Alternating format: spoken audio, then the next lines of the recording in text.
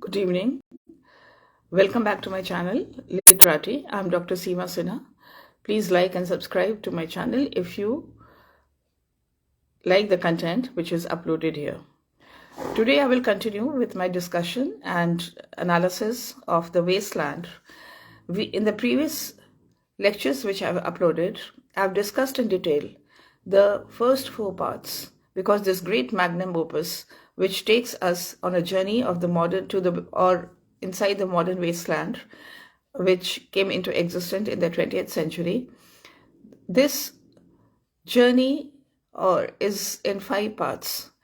The Wasteland is the greatest epic of the 20th century, written by T.S.Eliot in 1922, immediately after the end of World War I, which lasted from 1914 to 1918. This great magnum opus is a depiction of the deterioration and the disintegration of the modern life in the modern world, of the loss of faith, of the loss of moral values, and the final part, it takes us to a place where we can see a possibility of recovering all that has been lost. The first four parts are the burial of the dead, a game of chess, the fire sermon, death by water, and the final part is what the thunder said. The first two parts are the burial of the dead and a game of chess. The third part talks about fire. The fourth part talks about water. And this final part, the concluding part, talks about thunder. This part, or this final section, it moves in a straight direction. It is not as complicated as the other parts, where we found that there was a constant bombardment of images from different sources, from the pagan world of myths, from opera, from memories, from the world of legends, from classical literature, from Shakespearean drama, and from Christianity, and alternating with pictures of the modern day life, which is visualized as an unreal city. This unreal city appears again and again, and it is a reference to the doomed civilization of the modern world. This unreal city can be any city. This part, what the thunder said, it moves in a straight direction, and this part can be read in two different sections. The lines which begin this section are from lines 322, and the same idea continues till lines 385. From lines 386 to the end, that is 433, we come to a different sort of a landscape which portrays the idea of a possibility. The Wasteland, in my view, is certainly not a great epic which leaves us with a feeling of hopelessness. It is pessimistic in tone. It creates the pictures of a dismal world where the modern day people are like doomed creatures. There is an expression of the loss of hope. These pictures or these images from the modern life are contrasted with pictures from the ancient world, the world of myths, the world of legends, the world of beauty, the world of perfection, the world of passion. And the contrast evokes very powerfully the absence of any hope or happiness or harmony in the life of the modern day world and the people who are living there. So let us look at what the thunder said. The previous two parts immediately preceding it are the fire sermon and death by water. So from fire to water, and now we come to thunder. It begins as a journey.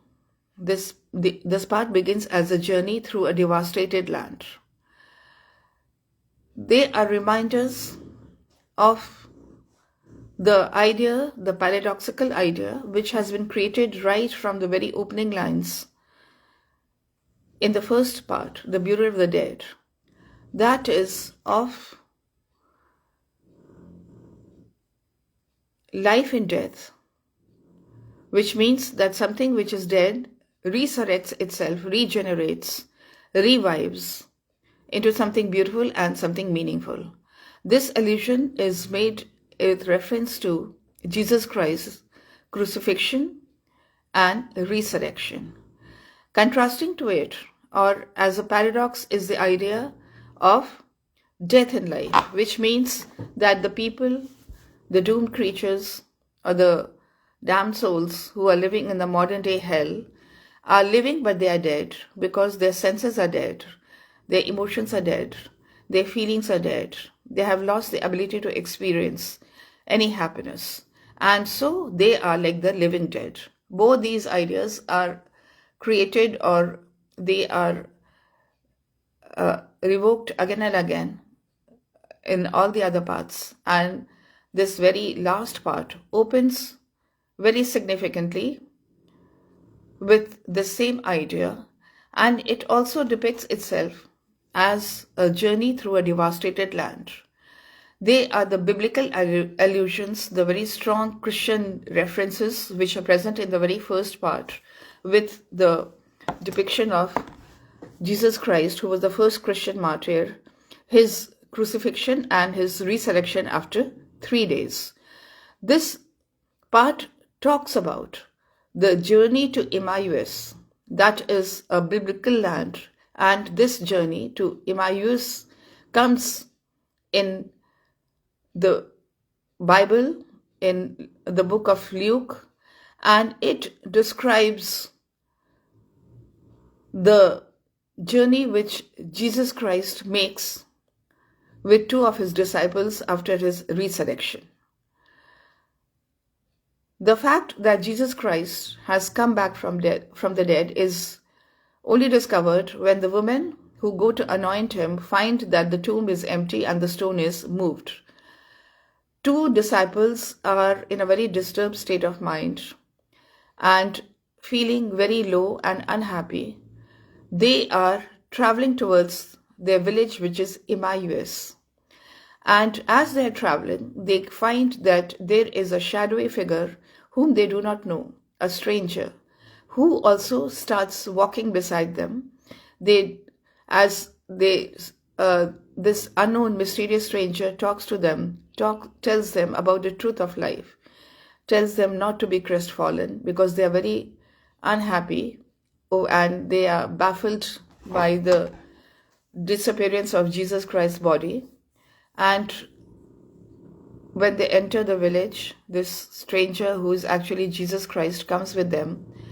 And when he breaks the bread with them, then his identity is revealed and then he disappears. But the message that he has been resurrected, that there is not complete annihilation, but there is life in this death, is very powerfully portrayed in the journey to Emmaus. And this is present in this section. And like I said, this part is not as complex as the other parts because it can be read in two different and very distinct sections. The opening lines from 322 to up to 385, they depict this journey. And then from lines 386 to 433 comes the transition. The idea of the journey to Emmaus, which means that everything is not lost, but there is a new beginning in this death, is very powerfully conveyed in the end.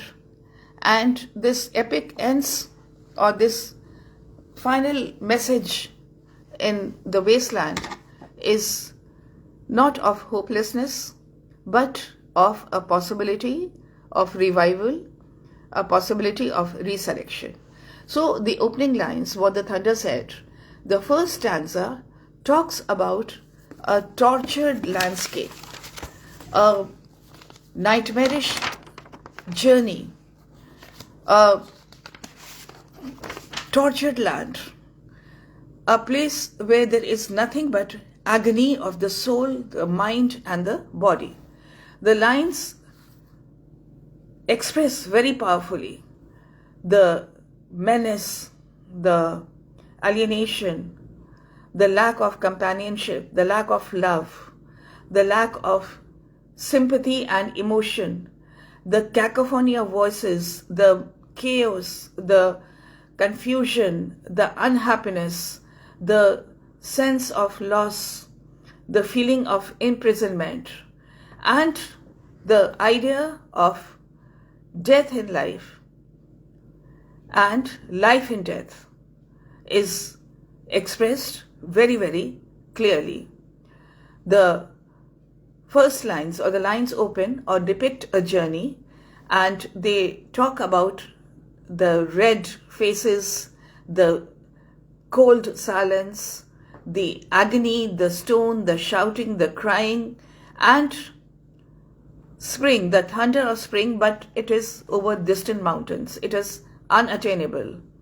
And the idea, the paradoxical idea of life in death and death in life is conveyed in a very clear manner in these lines.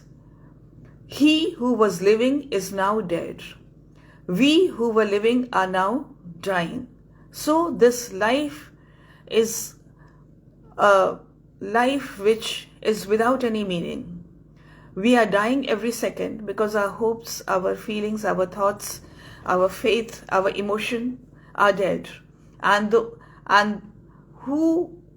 he who was living is now dead, with this sense of loss, that crucifixion of Jesus Christ, that he who was living is now dead. But that is just an illusion, because Jesus Christ, his burial and his crucifixion and his burial is not the end for him, but rather it is his resurrection and his transition into something everlasting, something meaningful, something beautiful, something which is immortal. And so this idea of death and life in death is evoked in the very first stanza, which depicts a journey and in a place where there is no friendship, no companionship, there's only alienation, there is anger, there is menace, there is violence. The second stanza continues with the same idea. Like I said, this part moves into two clear lines. There are not too many complications, but the idea is of journeying, the journey to Emmaus, which is depicted very powerfully, and a journey through this wasted land, and finally a transition, a change, which takes us to the possibility of the recovery of the beauty of life and faith and meaning in life. The second stanza becomes almost like a chant, and there is a haunting quality to the repetition. Again, that emphasis on the lack of water, the absence of water, which translates into aridity, a complete sterility, lifelessness, a lack of peace, a lack of harmony, a lack of any possibilities. Here is no water but only rock, rock and no water, and the sandy road. the road winding above among the mountains, which are mountains of rock without water. If there were water, we should stop and drink. Amongst the rock, one cannot stop a thing. Sweat is dry and feet are in the sand.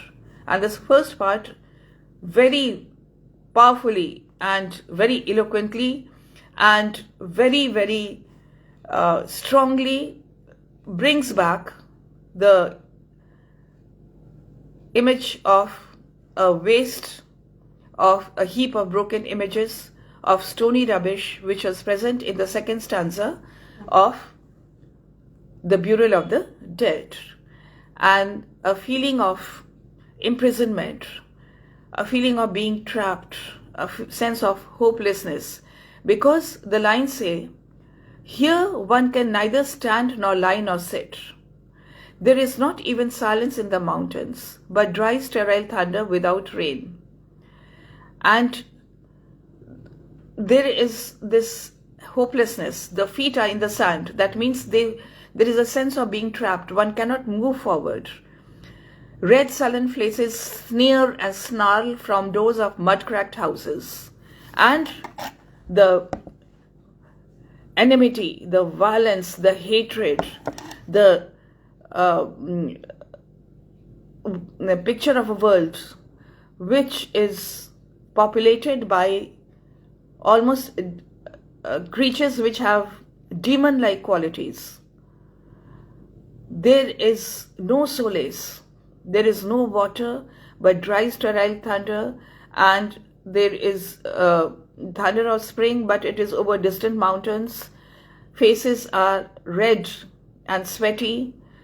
There is a cold silence in the gardens, and the anger, the moral sickness, the hatred manifests itself in the cracked earth and the snarling faces. The next lines, which are different construction, which come after the first two stanzas, they seem to echo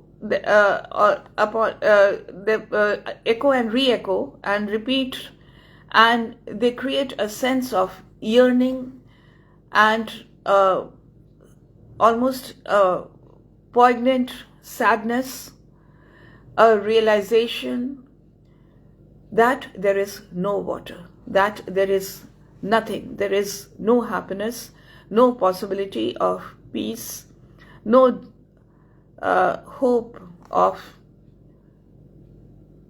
a revival. If there were water and no rock, if there were rock and also water, and water, a spring, a pool among the rock, if there were the sound of water only, not the cicada and dry grass singing, but sound of water over a rock, where the hermit thrush sings in the pine trees, drip drop, drip drop, drop drop drop, but there is no water, and a sense of sorrow, a sense of finality, a sense of realization that there is no water. Water here being synonymous with fertility, with harmony, with beauty, with peace, with a world which is fruitful, a world where there is peace and tranquility and happiness and harmony. But the realization is final, but there is no water. The next stanza makes a direct reference to the journey to Emmaus. This is a depiction, or it has references to the journey which the two disciples take back to their village after they have come to know that Jesus, the past events of the past days have saddened them, Jesus Christ's crucifixion and then the disappearance of his body. They do not know that Jesus Christ has joined them on their long journey towards their village, and he is walking beside them. They are in a state of deep sorrow. They want answers, and as they go and they walk and they talk, Jesus Christ himself provides answers. When they reach the village, Emmaus, Jesus Christ is asked inside. He accepts the invitation.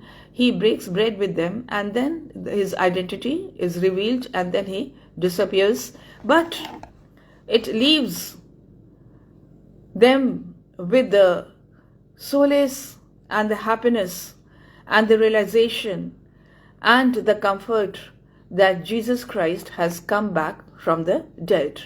This was not the final burial of the dead, but rather it is his transition, his resurrection, his revival, his metamorphosis into something beautiful, something perfect, something timeless, something universal, and a recovery of the faith which they thought they had lost forever. So these lines depict a kind of a feeling of unreality and a feeling of hallucination. Who is the third who walks always beside you? When I count, there are only you and I together, but when I look ahead up the white road, there is always another one walking beside you, gliding wrapped in a brown mantle, hooded. I do not know whether a man or a woman, but who is that on the other side of you? This stanza depicts the question or a sense of almost unreality, hallucination, a kind of dreamlike state.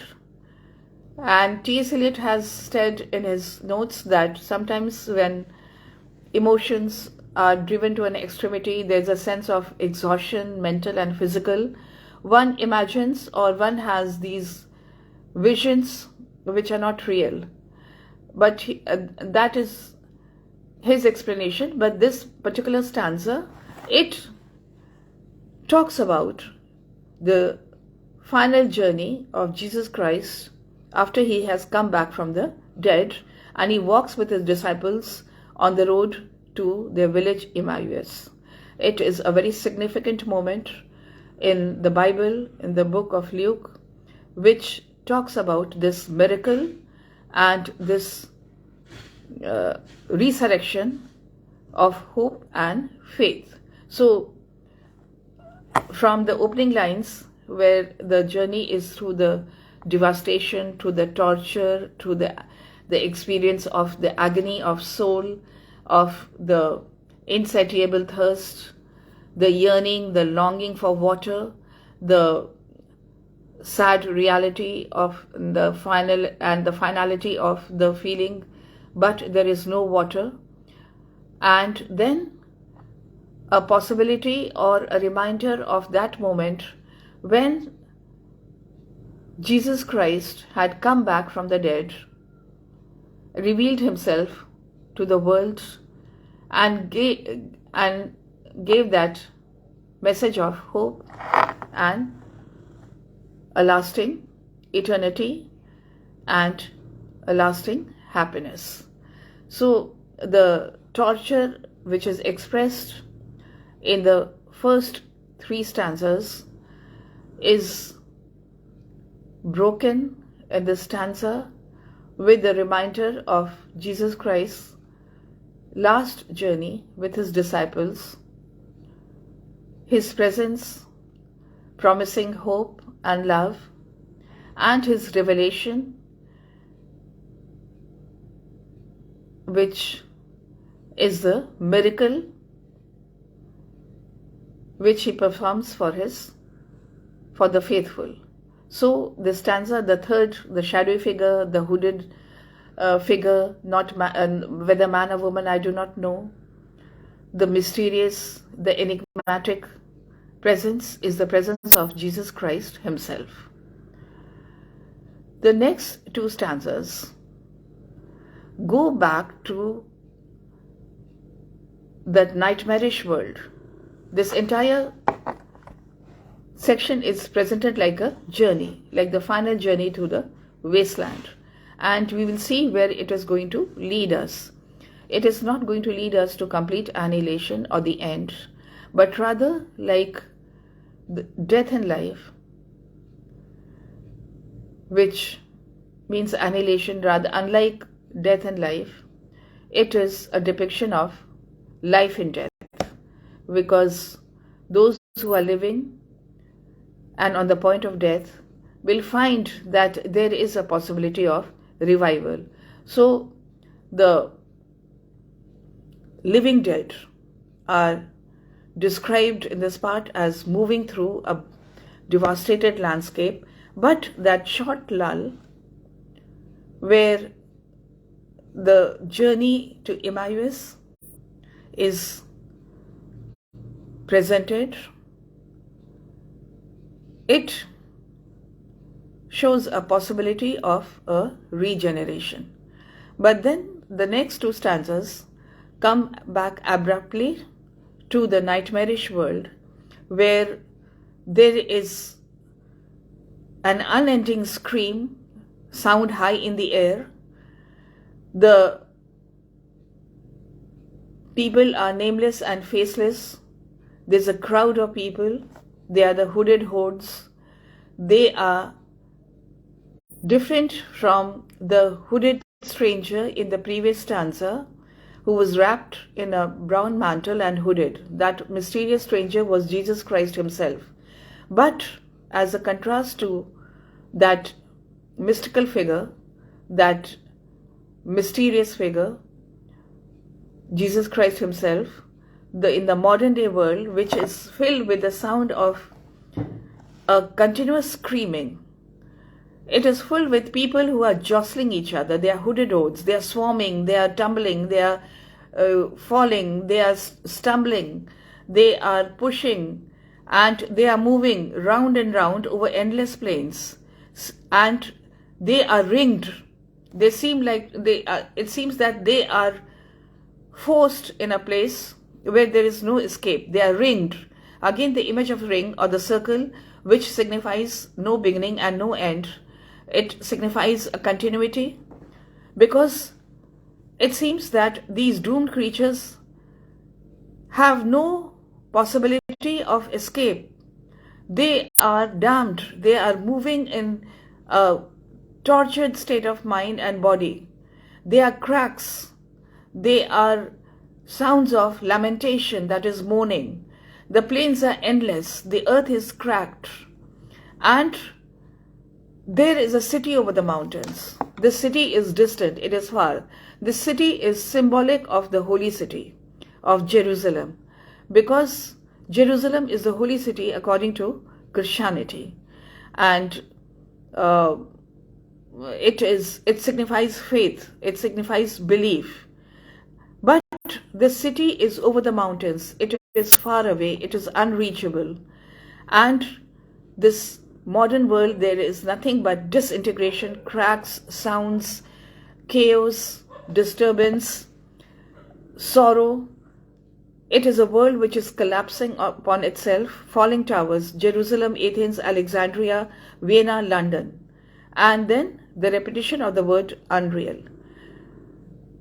The modern day cities or the modern day world or the modern day civilization is described as unreal in the very first part, the Burial of the Dead. That depiction comes again in the third part, the Fire Sermon. And this repetition of the word unreal presents the modern day city. It might be London, it might be any city, but here it is significant that ancient cities, which were the place of tradition and belief, like Jerusalem, Athens, Alexandria, are also mentioned along with Vienna, London, and they are on unreal. Unreal because there is a sense of disbelief, there is a sense of emotional and mental and physical torture. There is a lack of a center of belief.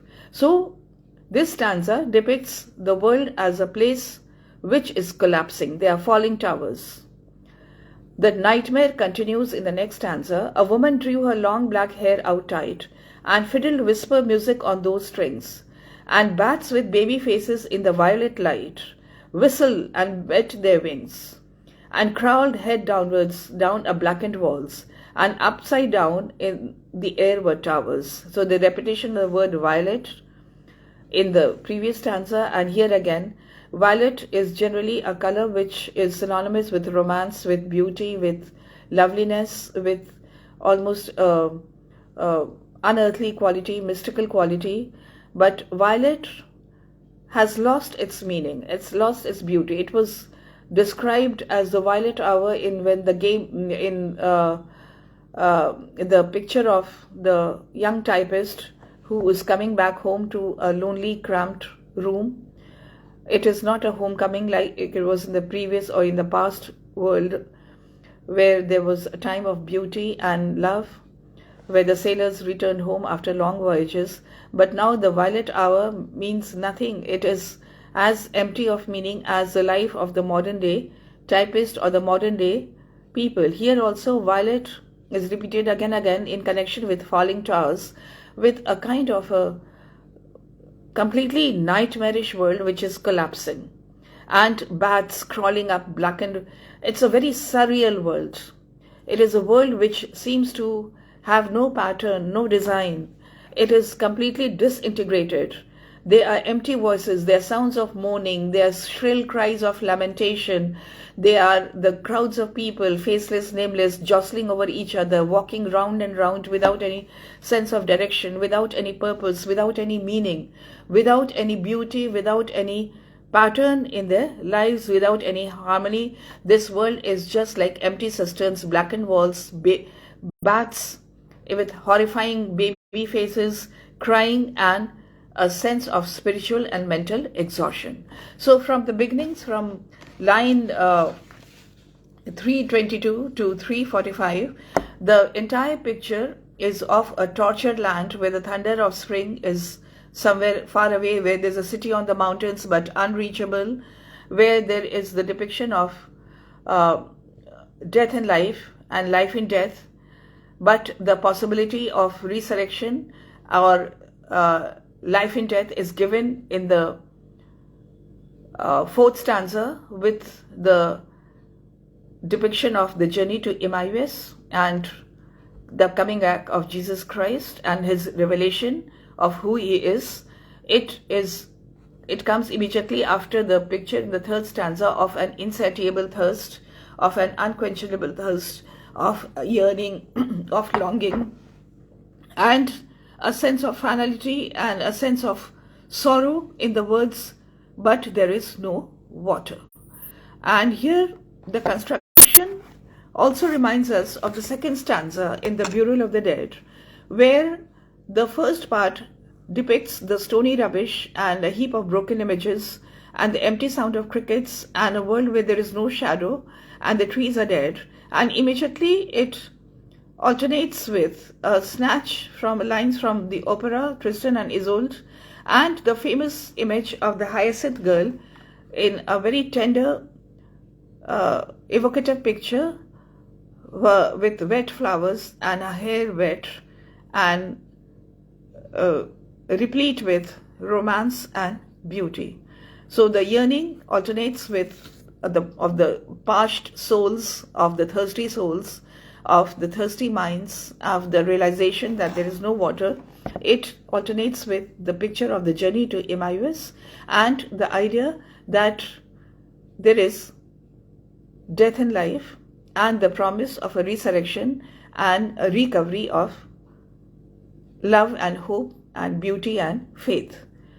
Now from lines 386 onwards, this is the turning point in this section, and it is not only the turning point in this section, but it also takes us in a different direction in this great journey, this disturbing journey in the modern wasteland, this modern day epic, this great saga of suffering, of torture, of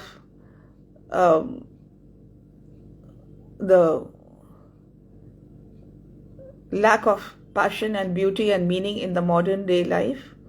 And there have been so many images contrasting the absence or the quality of life in the modern world. In fact, the fire sermon itself opens with the voice of the T.S.Eliot mourning about the beauty of the past and looking at the debasement of the modern day world. But it occurs again and again. The words like violet, which signified beauty and imagination and loveliness, now are present in the modern day world in a different context, and they remind us of the sordid quality of the life of the young typist who comes back home at the magical hour, the violet hour. And in this part, in the fifth and the sixth stanza, where the word violet is repeated again and again, it also creates an eerie effect of an unreal and nightmarish and a haunted world where bats have baby faces, where there are nightmarish images of a woman drawing out her hair, of surrealistic feeling of hooded hoods, of tortured crowds, of the endless plains, and the moving in circles, again circle being a very, very powerful image depicting no beginning and no end. So it seems that the modern day people are trapped in these endless plains. The city over the mountains is unattainable, and the modern day cities are unreal. Now from lines 386, the transition towards a kind of recovery, towards a kind of regeneration become very, very clear. It comes as a hint. It comes unexpectedly. This journey, or we can say this is a turning point in this journey. And this stanza talks about, or this lines from 386 onwards, they talk about a small, lonely, abandoned, forsaken, forgotten chapel, a small church. A church signifies faith. And it begins in this decayed hole among the mountains. In the faint moonlight, the grass is singing over the tumbled graves.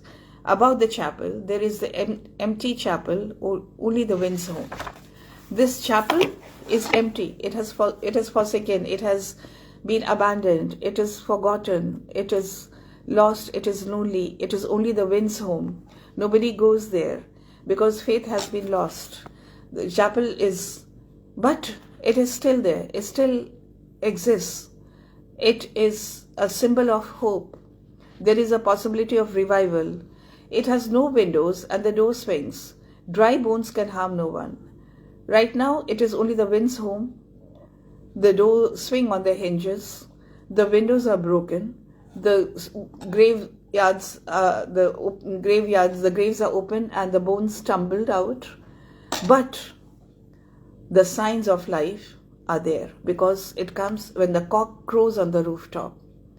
And with this invocation or this cry of life, Cocorico, Cocorico, in a flash of lightning, then a damp gust bringing rain. So rain or water comes, or it will come. There will be a resurrection. There will be a revival. The arid, dry, waterless, sterile world will be transformed one again. How will we go back and recover that beauty, that passion, that loveliness, that meaning?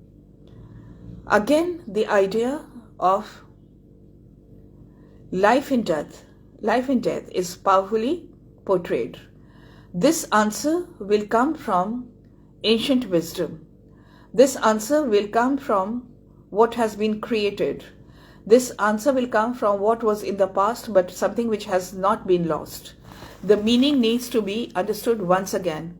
In other words, there has to be a second coming, just like the second coming of Jesus Christ on his journey to Emmaus. Now this second coming will bring the answers to the modern mankind, to the modern world, transforming it from the wasteland into something fruitful once again. Now in these lines, the answer is given, and the answer comes from the Vedas and the Upanishads.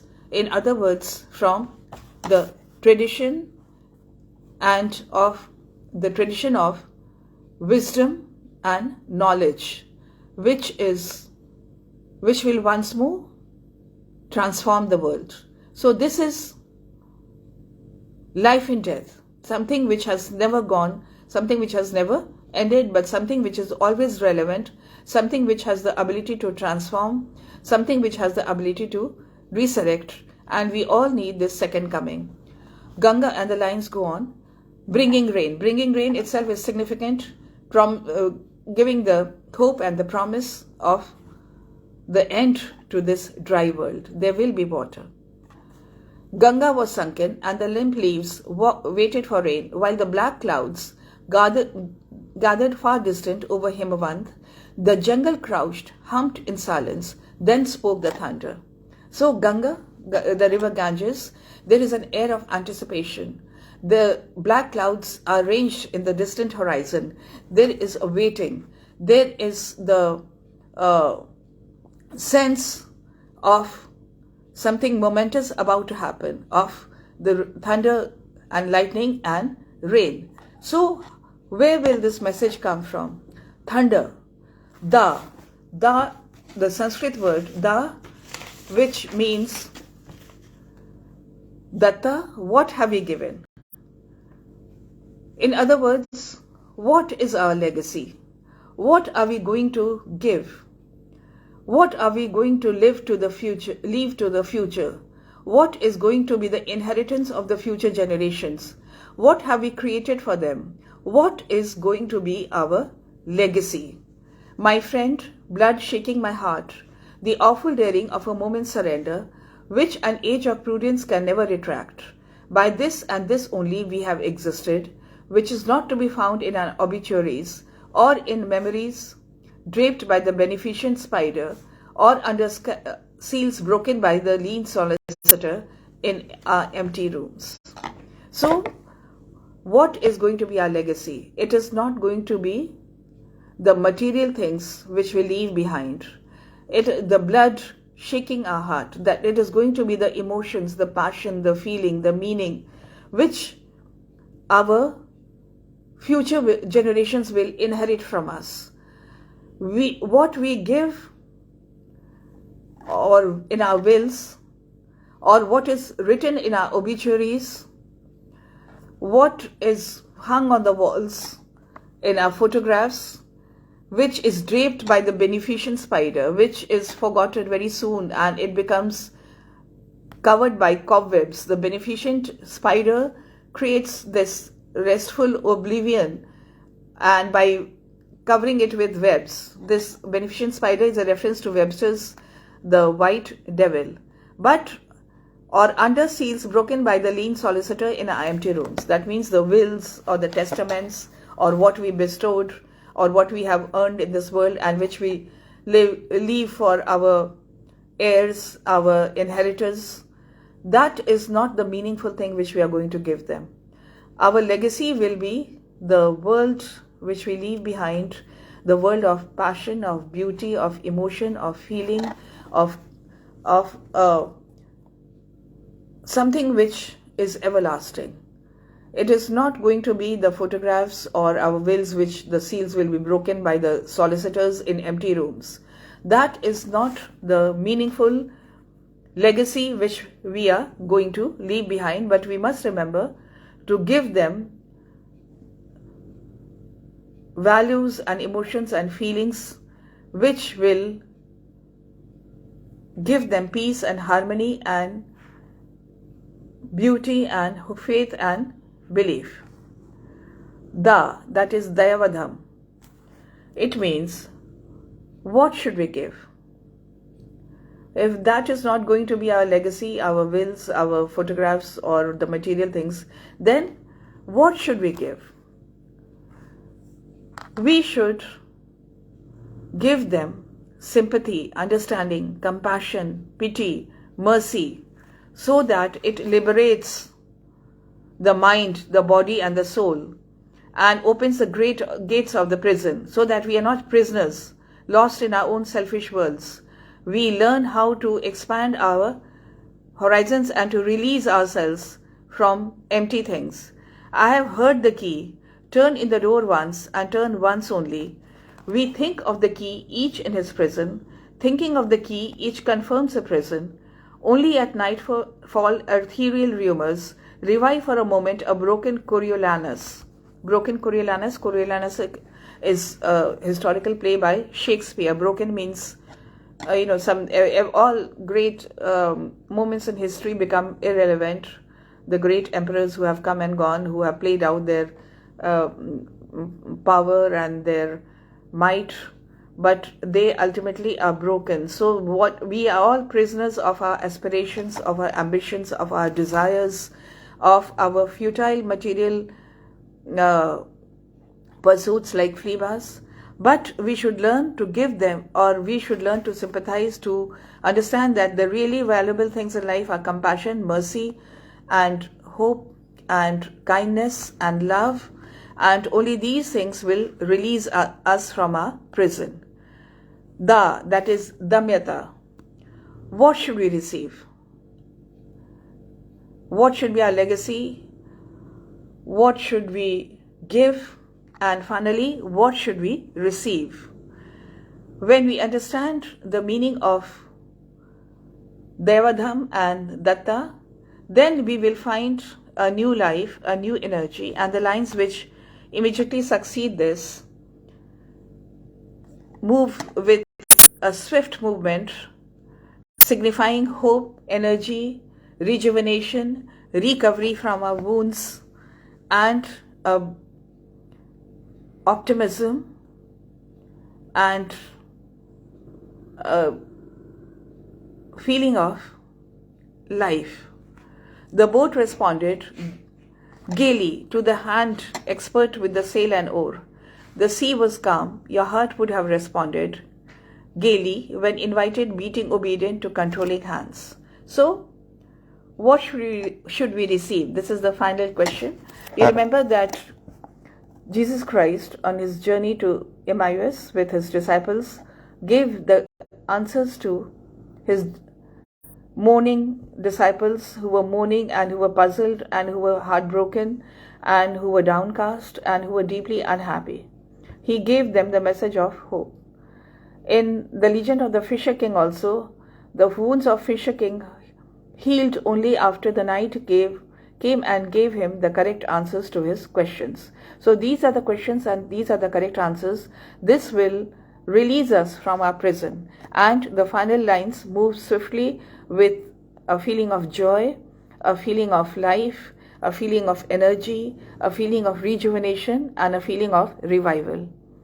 The last part, we find a number of echoes and a number of voices coming from different directions. These echoes are present in the other parts, and they are a sort of return to those echoes. The lines are, for the last stanza, I sat upon the shore, fishing with the arid plain behind me. Shall I at least set my lands in order? This is the reference to the Fisher King, who sat when his wounds had made him sterile and impotent, and he was wondering how he would heal. But he did heal, and his agony and his pain and his suffering came to an end.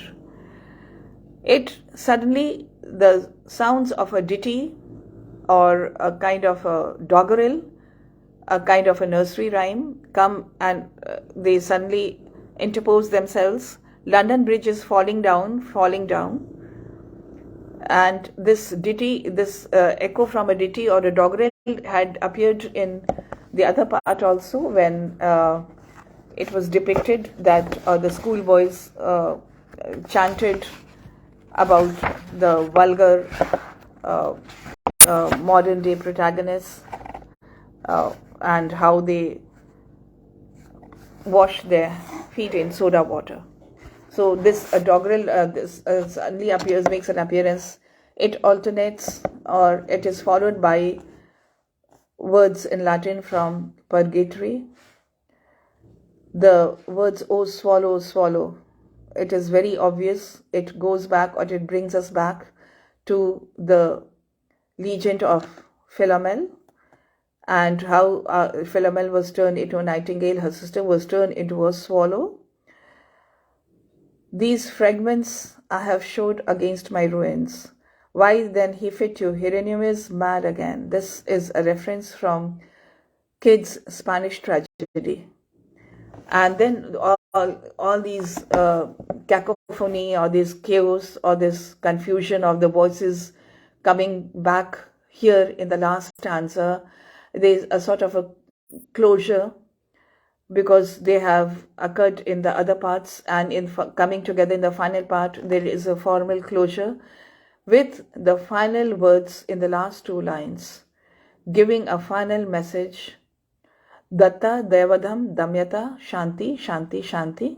The mantras or the chant from Upanishad, Shanti meaning peace, eternal peace, peace being constantly and forever be with us. And the mantras Datta, Devadam, Damyata, what is our legacy, what should we give and what should we receive? And the answer is Shanti, Shanti, Shanti. These are the words which will resurrect the modern wasteland.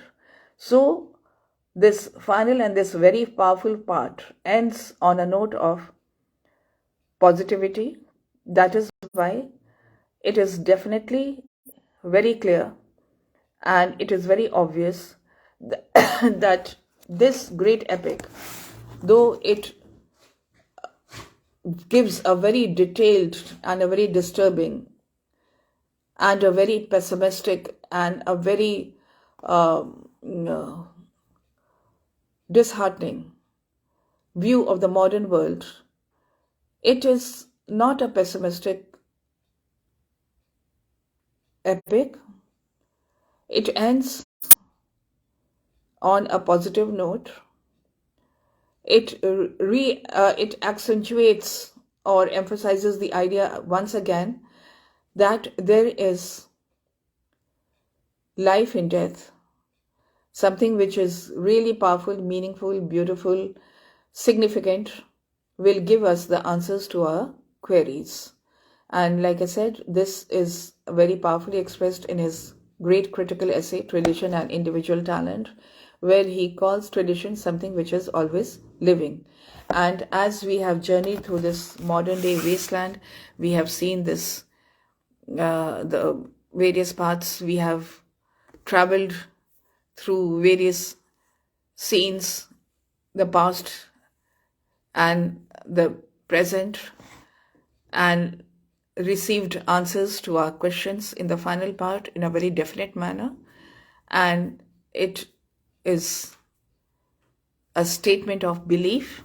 The wasteland is a statement of belief. It is not a statement of annihilation, but it is a statement of the possibilities of and